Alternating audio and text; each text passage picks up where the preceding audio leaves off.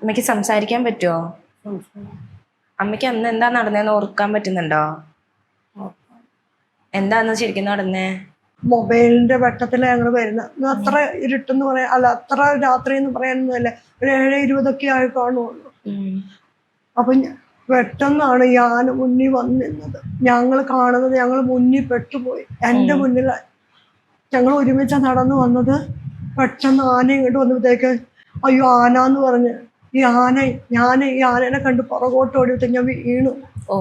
എനിക്ക് ഓടാൻ പറ്റിയില്ല. ചെരുപ്പ് തന്നെ ഞാൻ പേടിച്ചു പോയില്ല. വലിയ ആനയാണ് ഞാൻ വീണപ്പോഴത്തേക്ക് ആന എൻ്റെ പുറത്തുകൂടെ കയറി പോന്നു. അപ്പൊ എനിക്ക് ബോധമൊന്നും പോയില്ല.